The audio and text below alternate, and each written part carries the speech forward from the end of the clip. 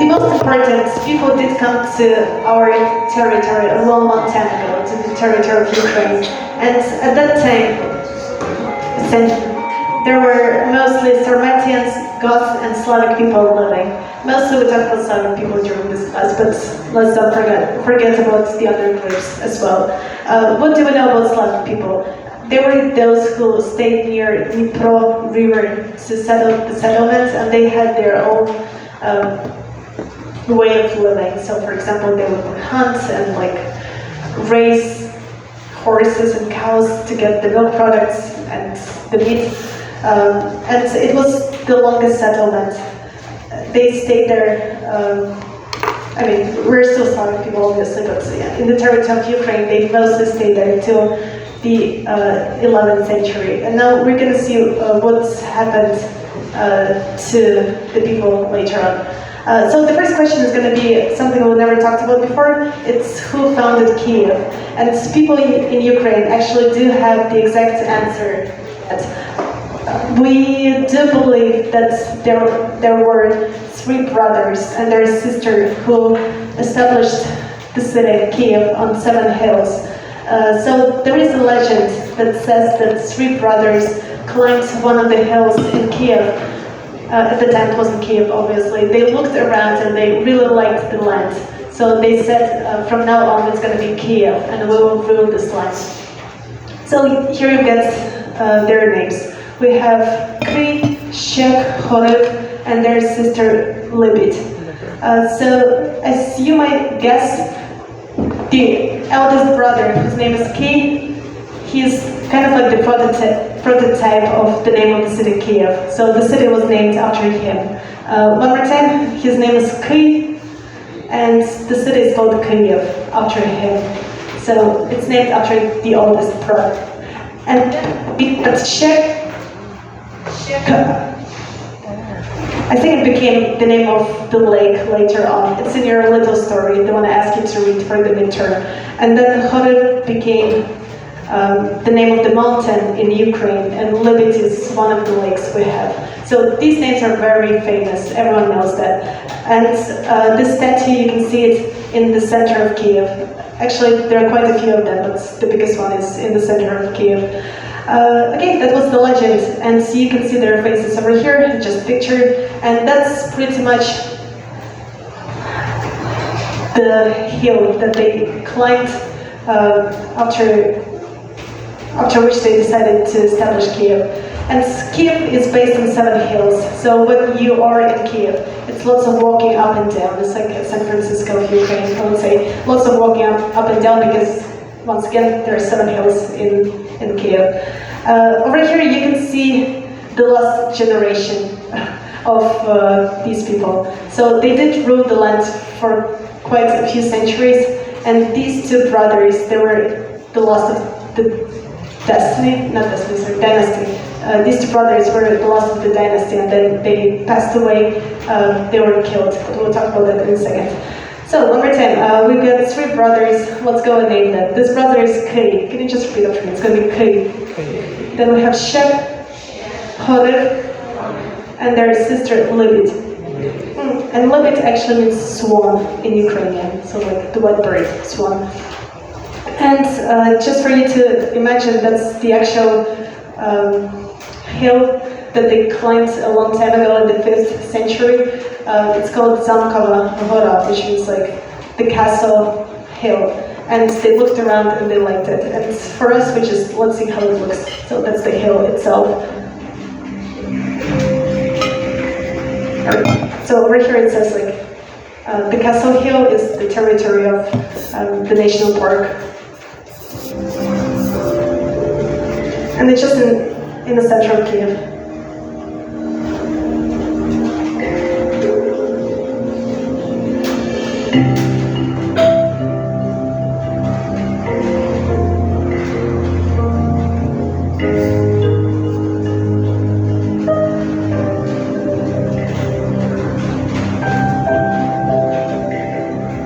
Okay, so it's over here, and now it's the city around, obviously.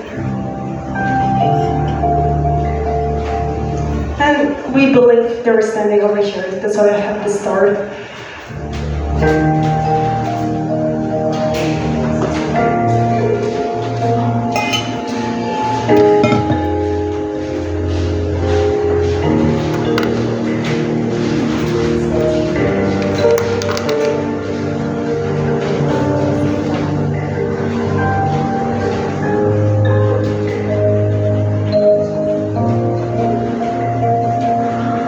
Alright, so it's also like a very popular place for taking pictures. As you can see, this district is very popular too. It's kind of like a very old style that's not built too late. I mean, they're quite modern buildings, but they're built in an old style. We had more buildings like that before the revolution, before the Soviet people came. Okay, so that's the history. We had three brothers again who climbed this hill, and they decided to establish Kiev in the 5th century. And then they did rule the land for many centuries till these two brothers. And their names are Askold and Deer. So they're the last two. After the dynasty was dead. Because of who? Because of Vikings. You might know that Vikings is also the group of people who live like in Denmark, Sweden, that part. So they actually did come to Ukraine in the 9th century. We Ukrainians, we call them Varyaks. So that's the Ukrainian name, but internationally we know them as Vikings. And they are North Germanic ethnic group. They did come from the north because at that time their land wasn't as developed as Kiev was. So let's see, over here it was a settlement of Vikings, and Kiev is just here. This is the Prince Oleg. He is the first Viking who came to Kiev, and his name is very famous. So Prince Oleg, he was the one who is a Viking, sorry. He lived in the north, and then he did hear about Kiev. He knew that Kiev was a good city. So what he did, he kind of he got the boat with his army and he went down the river, and then he killed lots of people there with his army. He killed the princess too, and he did say that from now on I'm gonna rule the Kiev Rus, and it's gonna be my settlement, it's gonna be my city. So this sentence is super famous, and sometimes it's wrongly translated to English. So what he said when he came to Kiev, and after he killed the princess and he killed many people, he said, here will be the mother of, sometimes they translate Russian cities, which is wrong, obviously, because at that time, have Russia at all, it was Kiev and Rus, right? So what he means, he will be leading the Rus from there. And that's what he said. Here will be the mother of Rus cities, and I'm going to be the ruler. Alright, so that's a very short history, but let's just review that, because I do hope that you will remember. So I will ask you questions, you please answers, okay? In this way, we'll try to remember better. So, question number 1. Which century was Kiev established?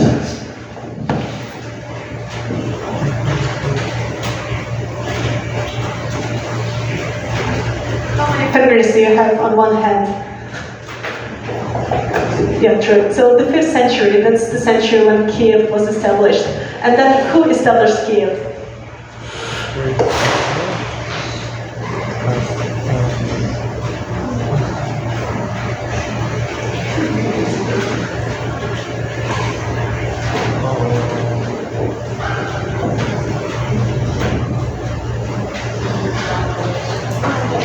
Okay, it's good. 3 brothers and 1 sister. And I do hope you at least remember the name of the oldest brother. What's the oldest brother name? Nice, thank you. So it was K. And K means, K is the oldest brother, so the name of the city is Kiev. Then we have 2 more, the partner. But let's again, the other brothers are Shek. Oh, good, I remember. Let's again, Horev. And their sister, Libit. It means swan in Ukrainian, Libit. So we have 3 brothers and sister, and they climbed the hill, and they proclaimed that Kiev is going to be from here. Do you remember the name of the hill? It's called the Castle Hill, and it's located in the center of Kiev. So if one day we still have a chance to go to Kiev, I do recommend to come here. It's a very pretty area. It really has very nice sunsets. So usually people come here to take pictures.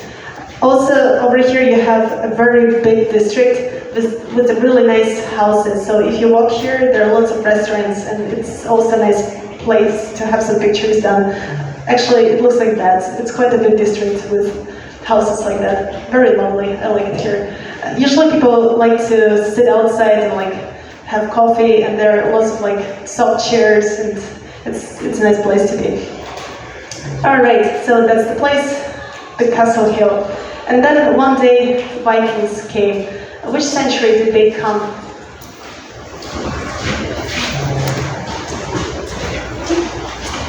I've heard that. Someone says 9th, and 9th is that.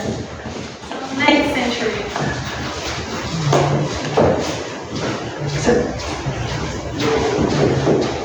Vikings came to Kiev. And do you remember how they came to Kiev?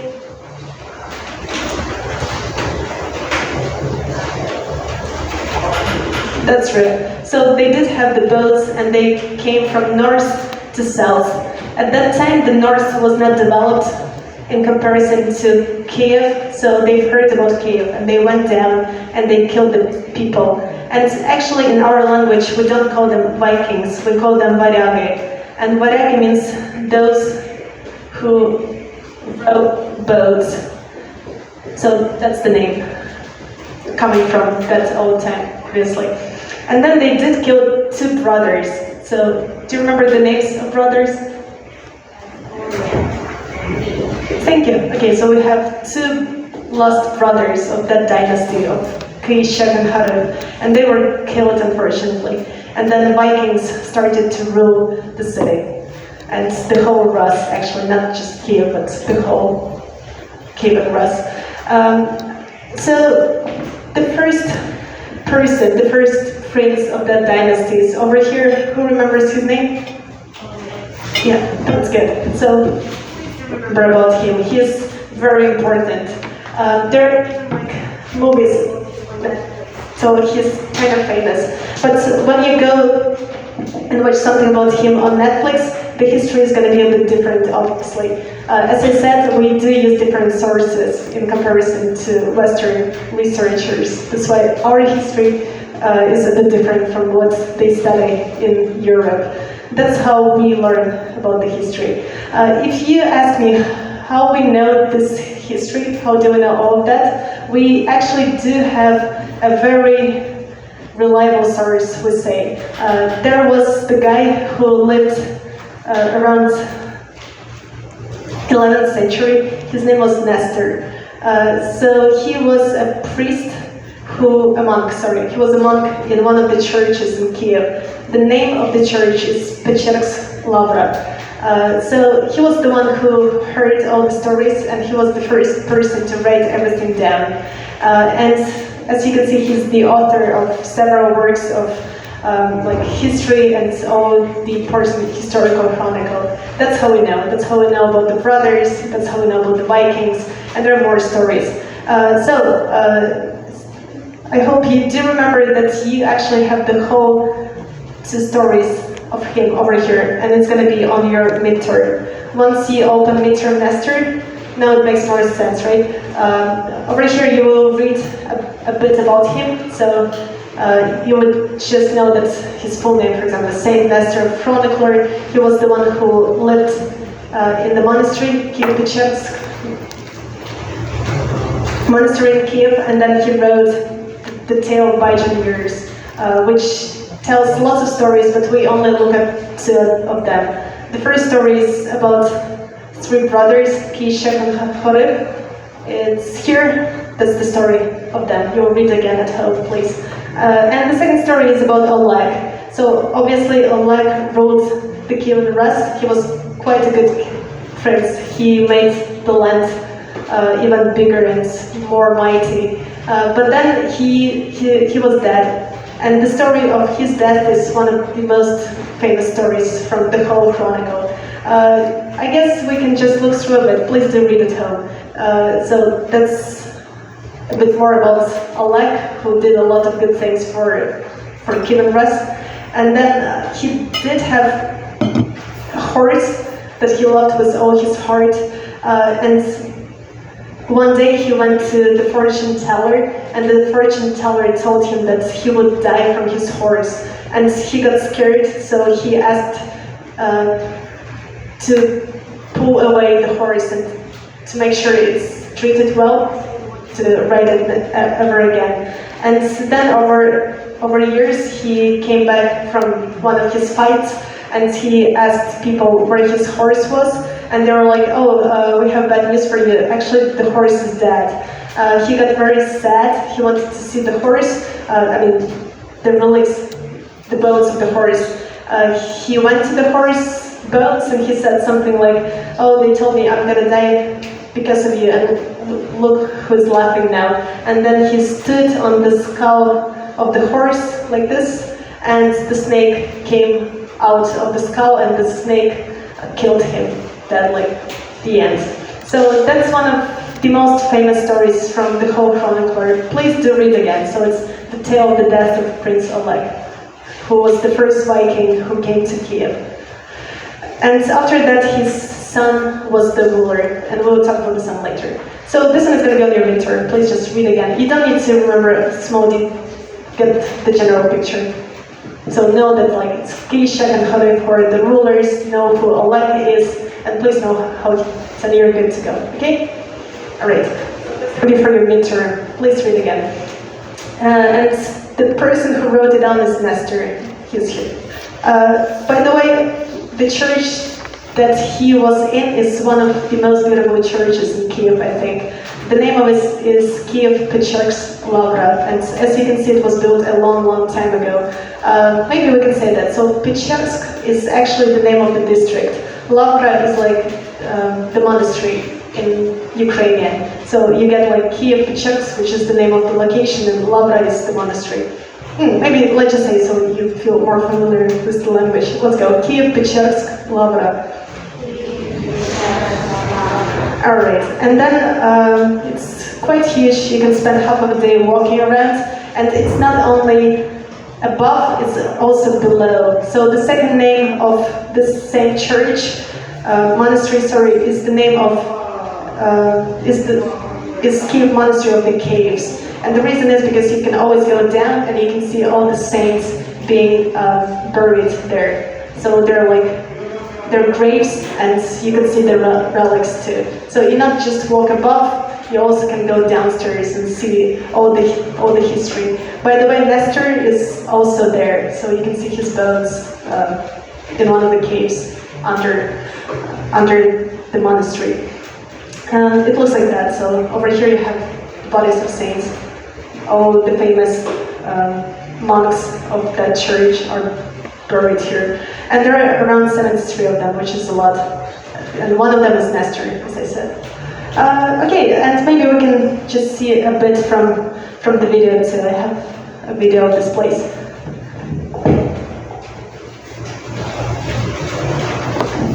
Hi guys, today's video is about one of the 7 wonders of Ukraine. Yes, Ukraine has its own list of 7 wonders, and Kiev Pechursk Lavra is the 4th place among the 7 wonders of Ukraine. Having said that, what is Kiev Pechursk Lavra? Why is it such a well-known landmark in Ukraine? We'll get to know that in this video, and at the same time, we'll have a bird's-eye view over this historical place. Now, Kiev Pechursk Lavra, it's translated or known as Kiev Monastery of the Caves. It's an Orthodox Christian monastery and has been a preeminent center of the Eastern Orthodox Christianity in Eastern Europe. In my previous video, I covered Hagia Sophia, a very prominent Eastern Orthodox church in Istanbul, Turkey, which is... Sorry, so was this monastery in Turkey? In that time it was Byzantium, and so our ruler at that time wanted to build something as big as Byzantium had. That's why he got kind of inspired by this place, and he built the Kiev Pechursk Monastery in Kiev and Rus. It's now been converted to a mosque. Just in case, if you're interested in Hagia Sophia, you can find the link of the video in the description below or at the end of this video. Now, this monastery, along with Saint Sophia Cathedral in Kiev, was designed to compete against Hagia Sophia in Istanbul. At that time, it was known as Constantinople. That's the second church, so Sophia.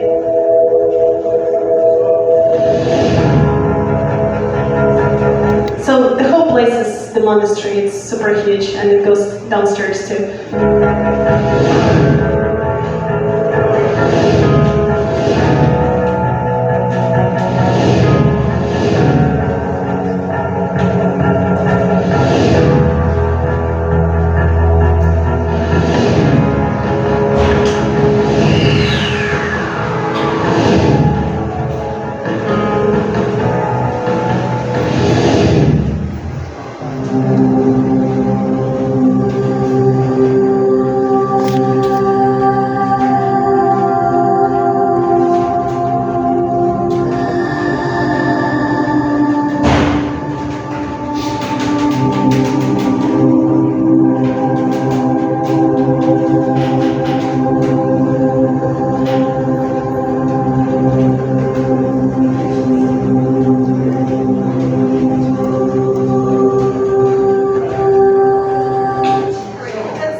Show how big the area is. It's enormous, it's actually big. And it was all built in the 11th century, which I think is kind of spectacular too for the old time like that.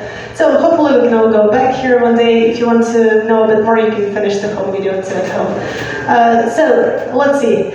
It's actually all for now, so maybe we're just going to have a little review so you do remember something about the... Let's talk about that.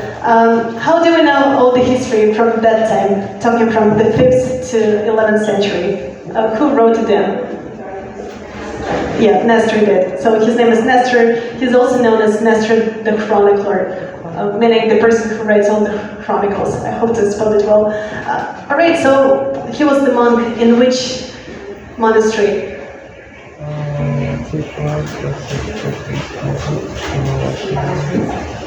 Yeah, good. So it was Kiev, Pechurks, Lavra, or in English we sometimes translate it to the monastery of... Yeah, that's good, of caves, true. And it's because we have lots of caves there. Do you remember the number, how many saints are buried in that place, in the caves? Okay, good. Yeah, 73 of them, and Nestor is one of them. So at home you're gonna read 2 stories. Which 2 stories is gonna be?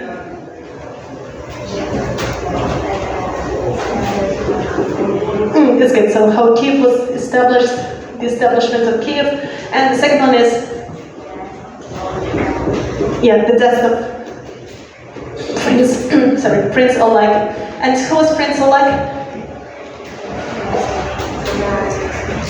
He was... Oh yeah, that's good. Do consider Krishak and Harev as princes too, but they were Slavic princes. What about Prince Oleg? He wasn't Slavic, he was a Viking. So he was the first prince who killed the Slavic dynasty before that. And he was dead, by the way. How did he die? Yeah, it was the skull, and there was a snake in the skull, and it died. It killed Prince Oleg. And that's it. So you're gonna read the story at home again. And now we still have some time, and I wanted to introduce the literature too. We did talk about this man last time. Anyone remembers what his name is? That's good, thank you. So his name is... And the main problem with him for Ukrainians, I would say, is that he was born in the center of Ukraine,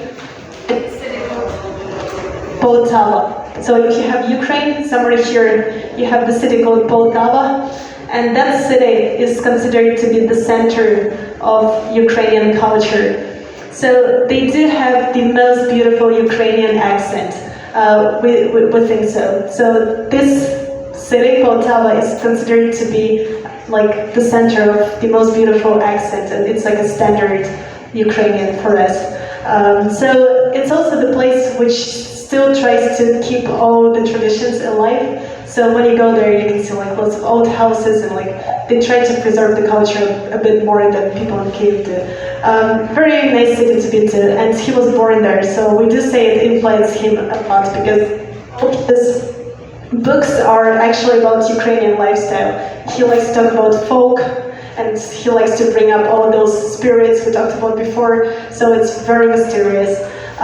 He had to move to Russian Empire. Maybe you know that the time of 19th century was the time when there wasn't Ukraine. It was the part of the Russian Empire. So he actually moved to one of the cities in the Russian Empire. I think it was like St. Petersburg, probably. That was the cultural capital of the region. And he became a classic, so he has lots and lots of books that we all study. We study them in Russia, in Ukraine, everywhere. He's a very popular and famous author, and he's really very talented in writing. But he would always use this Ukrainian atmosphere in his stories. So actually he did have some problems because of that, because the politicians in that time would say that he is very, his Russian is not good enough. It's a bit like Ukrainized, and Ukrainian was not allowed as a language. And also he would add too much of Ukrainian history in his novels. That's what politicians of that time thought. But still, we've got a few books which are like Mirgorod, Taras Bulba, Saracen Fair, V. They're all loved by Russians and Ukrainians and everyone who learns about him. So today we actually do look at one of the stories, which is my favorite story about Ukraine. It's called Village Evenings near the Kanka. It's a very warm story. You read that and you want to smile because of the language he uses, and it's very, very sweet, and it's a good story. I did find the link to the book in English, I think. I hope so. I'm pretty sure it is. And the link to the movie. The movie has English subtitles.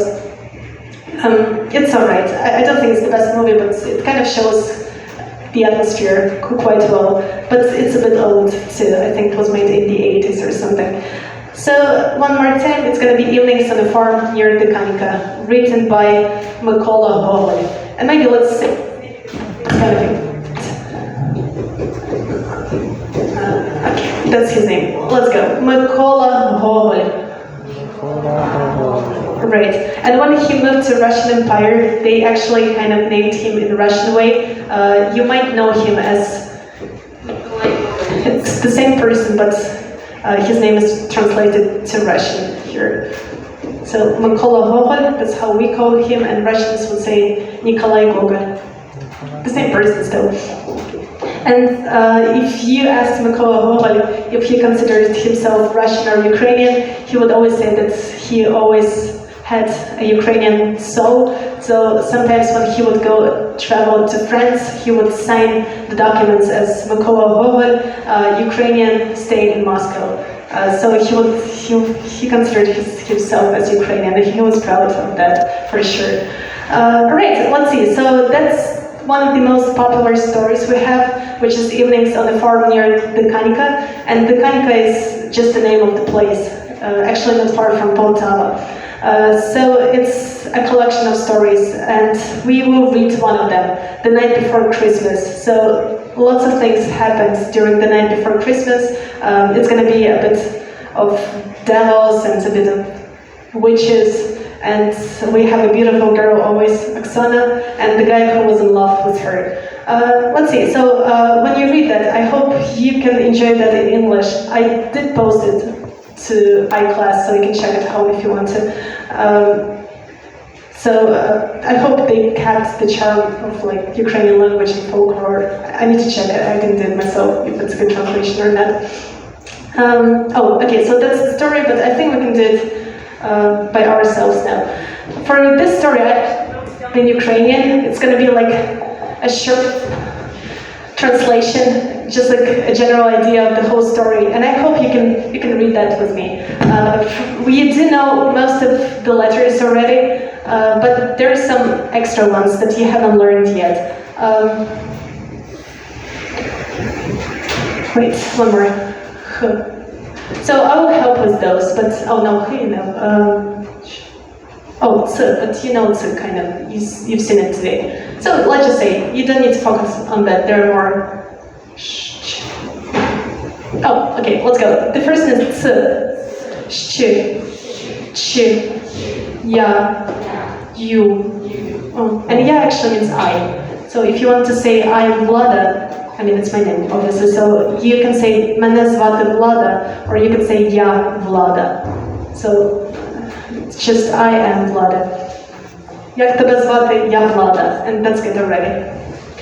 Alright, let's see. So over here you have one of the things that the girl really wanted to have. She wanted to have something. Let's read first.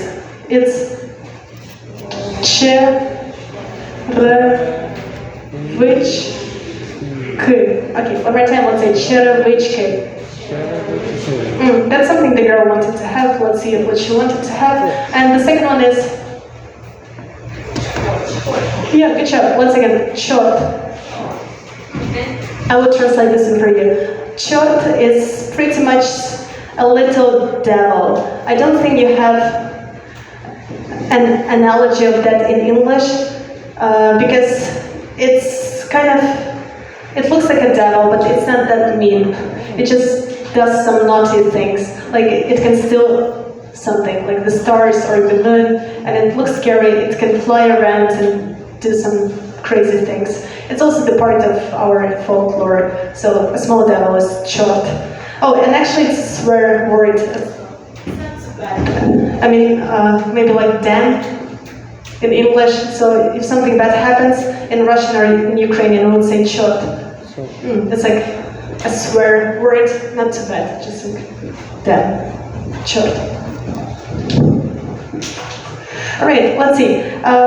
That's the beginning of the story. And all the screenshots are made from the movie. So I just made the screenshots of the movie. I think something is wrong. Oh, okay. So this one is like in Ukrainian, and this one is Latinization for you. But let's try to read from here. Let's go. Good. Once again, село.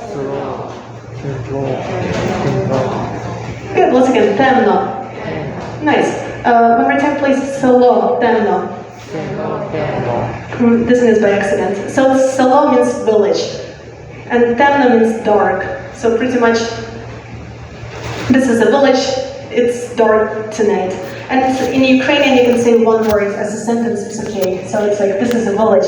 It is dark, and we can say just one sentence, one word in a sentence. And let's see.